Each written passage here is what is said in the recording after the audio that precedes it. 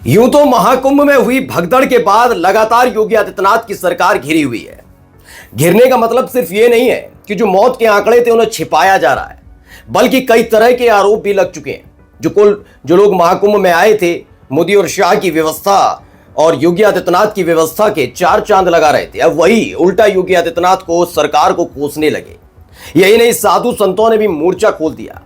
लेकिन इन सब के बीच लोगों ने तारीफ अगर किसी की तो अखिलेश यादव की। इनमें ऐसे लोग भी शामिल रहे जो भारतीय जनता पार्टी के, योगी आदित्यनाथ के, मोदी के कट्टर समर्थक माने जाते हैं। उन्होंने साफ साफ लफ्जों में कह दिया कि कम से कम विपक्ष की आवाज को सुनना चाहिए था। अखिलेश यादव, जिनका अपना अनुभव रह चुका है प्रयाग में महाकुंभ कराने का, कम से कम उन्होंने जो नसीहत, जो राय दी थी, जो मशवरा दिया था, उस पर गौर करना चाहिए था। लेकिन सरकार इतनी घमंड में थी, खुद मुख्यमंत्री इतने घमंड में थे कि उन्होंने उनकी बात नहीं सुनी और यह हादसा हो गया। अब अखिलेश यादव ने जोरदार मोर्चा खोला तो वहीं संसद में जब इसी महाकुंभ को लेकर बात उठाई जा रही थी, बोला जा रहा था, तब बीजेपी के एक सांसद ने टोका टोकी करनी शुरू कर दी। फिर क्या था, वहीं उसी जगह लताड़ लगी है। नमस्कार, मैं हूं प्रज्वल गौतम और आप देख रहे हैं खबर चौक। अखिलेश यादव का बयान में लगातार आपको दिसंबर से दिखा रहा हूं कि दिसंबर में उन्होंने महाकुंभ की तैयारियों को लेकर कई सवाल उठाए थे। आप कुछ भी कह सकते हैं, सोच सकते हैं, आजम खान जो एक मुसलमान है, उनको कैसे जिम्मेदारी अखिलेश यादव ने दे दी थी महाकुंभ में तैयारियों की, पूरी व्यवस्था कराने की, आप कह सकते हैं। लेकिन उस दौर में और इस दौर में आप अंतर देख सकते हैं कि वहां के हालात थे और यहां के हालात हैं। खुद योगी आदित्यनाथ वीवीआईपी कल्चर के खिलाफ रहते हैं, खासतौर पर धर्म की जब बात होती है। लेकिन जब महाकुंभ कराने की बारी आई तो वीवीआईपी घाट बनाया गया। अब मौतों के आंकड़े छिपाकर सिर्फ अपने जो दामन है ना, उसको पाक साफ रखने की कोशिश हो रही है। अब अखिलेश यादव ने क्या कुछ कहा है, पहले अखिलेश यादव को सुनिए। मुख्यमंत्री जी को कोई जानकारी नहीं है। अभी वो कह रहे हैं कुंभ में साजिश थी, षड्यंत्र थी और कोई फोर्स लगाई है उन्होंने, नई फोर्स। क्या फोर्स जांच करेगी? अरे ऐसी फोर्स को तो सस्पेंड कर देना चाहिए जो घटना होने दे रही है। जो फोर्स को अब लगा रहे हैं, कह रहे हैं ये फोर्स जांच करके बताएगी कि साजिश क्या है। मुख्यमंत्री जी को तो ऐसी फोर्स को हटा देना चाहिए जो साजिशी और षड्यंत्र नहीं बता पा रहे हैं। दरअसल अखिलेश यादव ने जिस फोर्स का जिक्र किया है उसके बारे में बता दूं, ये एसटीएफ है, स्पेशल टास्क फोर्स। दावा ये किया जा रहा है, कुछ सूत्रों से खबर है कि इस पूरे मामले में ये देखने को मिला है कि ये षड्यंत्र है, साजिश करार दी जा रही है कि वहां भगदड़ नहीं हुई थी, व्यवस्था बहुत बेहतरीन थी, बेहतरीन नहीं, बेहतरीन से बेहतरीन थी, लेकिन वहां माहौल खराब किया गया, अफवाह फैलाई गई, ये दावा किया जा रहा है। और इसीलिए अब इसकी जांच कोई और नहीं, एसटीएफ कर रहा है। ये सूत्रों के हवाले से खबर है, ये कोई आधिकारिक बयान न किसी का आया न कुछ, लेकिन सूत्रों के हवाले से खबर है कि एसटीएफ इसकी जांच करेगी। बिल्कुल वैसे ही जैसे आपको याद होगा महाकुंभ में आग लगती है, कई टेंट जल जाते हैं, कहा जाता खाना बनाते वक्त यह हादसा हुआ। फिर अचानक से एक नई थ्योरी आती है कि बाहर से आग लगाई गई, फिर उसके बाद एक जांच शुरू हुई। यानी हर चीज की एक जांच शुरू होती है और उसके रडार पर ये लोग नहीं होते, ये अपनी व्यवस्था पर सवाल उठने नहीं देते, बल्कि क्या करते हैं, दूसरों पर डालकर और ये दिखाने और समझाने की कोशिश की जाती है कि सब कुछ ठीक ठाक था। ये गलतियां तो भीड़ की हो सकती है, आम जनता की, या फिर बाहरी कोई शख्स ने साजिश रची, उसके आधार पर हो सकता है। योगी आदित्यनाथ की सरकार कभी गलत नहीं हो सकती, पुलिस प्रशासन कभी गलत नहीं हो सकता, वो चाहकर भी कुछ गलत नहीं कर सकता। अपनी लापरवाही पर पर्दा डालने की कोशिश की जा रही है। ऐसे सूत्रों के हवाले से खबर है कि एसटीएफ से उसकी जांच कराई जा रही है।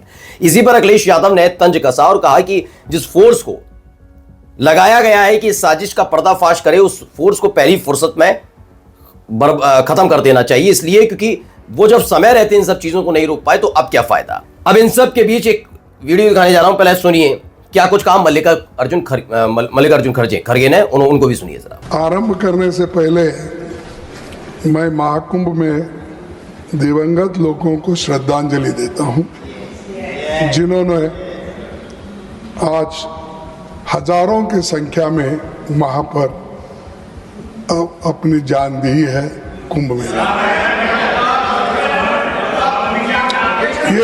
ये देखो, ये मेरा अंदाज। ये सर,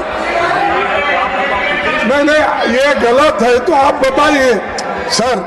ये देखो, उसीलिए बोला ये गलत है, ये मेरा अंदाज है। अगर ये सच नहीं है तो आप बताइए क्या सच है। तो सामने जगदीप धनखड़ साहब बैठे हुए थे, उपराष्ट्रपति हमारे देश के, और संवैधानिक तौर पर जो उपराष्ट्रपति होते हैं वही राज्यसभा के सभापति होते हैं।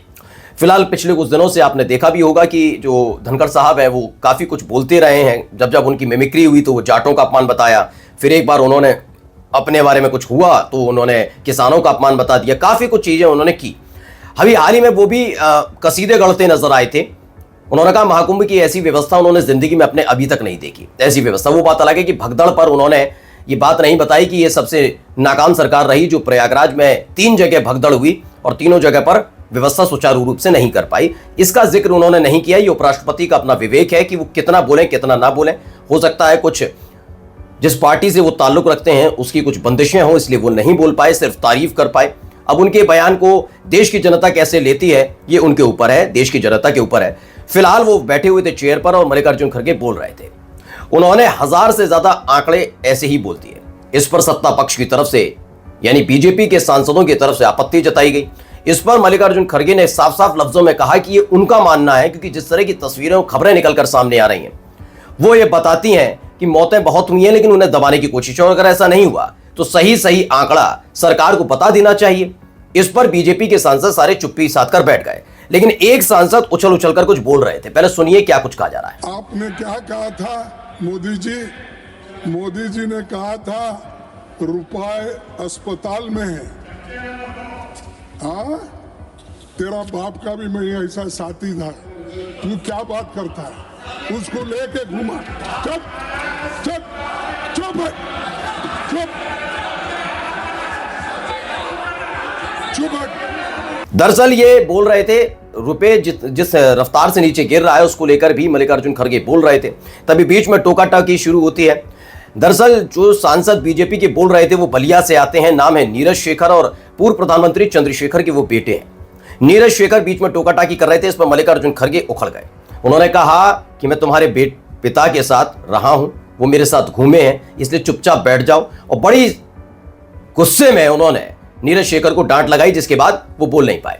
कुल मिलाकर ये खबर मैं आपको इसलिए भी दिखा रहा हूं क्योंकि एक तरफ 5 तारीख को मिल्कीपुर में उपचुनाव होना है, दूसरी तरफ अभी ये मुद्दा जो लोग लग रहा था कि जब मिल्कीपुर के उपचुनाव का जिक्र होगा, दिल्ली विधानसभा चुनाव का जिक्र होगा, तो ये जो महाकुंभ में हादसा हुआ है जिसमें कई लोगों की मौत हो गई, मैं कोई आंकड़ा ना 30 वाला बोलूंगा और ना 1000 वाला बोल रहा हूं, लेकिन जो भी बहुत सारे लोगों की मौत हुई, जिन लोगों की मौत हुई उसका मुद्दा दब जाएगा। ये उम्मीद लगाई जा रही थी खासतौर पर सत्ता पक्ष की तरफ से कि जब ये पूरा मूड चुनावी मूड में चला जाएगा तो महाकुंभ में मचा हुआ मातम, पसरे हुए मातम के बीच ये सारी चीजें भुला दी जाएंगी और उसके बाद आराम से मैनेज कर लिया जाएगा। लेकिन अब ये होता हुआ नजर नहीं आ रहा, क्योंकि इसी भी संसद की कार्रवाई चल रही है। उस कार्रवाई में लगातार एक एक करके सांसद सिर्फ और सिर्फ जो मुद्दा उठा रहे हैं वो महाकुंभ में हुई इस हादसा और उस हादसे के बाद लापरवाही, सरकार की तरफ से अनदेखी, आंकड़ों की कलाबाजियां, इसका मुद्दा उठाया जा रहा है कि आखिर ऐसा क्यों है। अगर आप स्पष्ट आंकड़ा बता देंगे तो उसमें दिक्कत किस बात की है। वही मैं कह रहा हूं।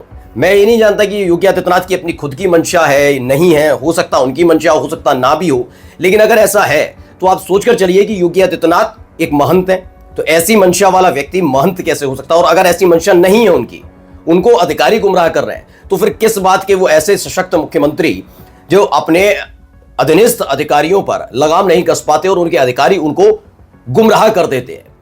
क्योंकि जान, किसी की जान से है, तो कोई भी हो, मैं तो कह रहा हूं वो महंत तो सबसे ज्यादा सहृदय होते हैं, वो सबसे पहले इन सब चीजों पर ध्यान देते हैं। लेकिन फिर भी मान लिया जाए कि चलिए उनको गुमराह किया गया, तो जो खबरें आ रही हैं क्या उन तक पहुंच नहीं पा रही, क्या वो अधिकारियों से इस बात की जानकारी नहीं ले पा रहे। वो बात अलग है, जब मौनी अमावस्या पर हुए हादसे के बाद दोबारा बसंत पंचमी पर ऐसे ही स्नान की शुरुआत हुई तो तमाम न्यूज चैनल बताने लगे कि कितनी तत्पर और तैयार नजर आते हैं मुख्यमंत्री की। 3:30 बजे अधिकारियों के साथ एक एक चीज पर नजर रखे हुए थे। काश यही नजर मौनी अमावस्या वाले दिन हुई हादसे के वक्त रख ली जाती, काश ऐसी ही सुचारू व्यवस्था मौनी अमावस्या के वक्त दिन कर ली जाती, तो यकीन मानकर चलिए कि उत्तर प्रदेश की सरकार पर जो ये धब्बा लगा है महाकुंभ अच्छे से नहीं करवा पाने का, और खास तौर पर योगी आदित्यनाथ की सरकार पर, वो नहीं हो पाता। लेकिन समझाए कौन। नमस्कार।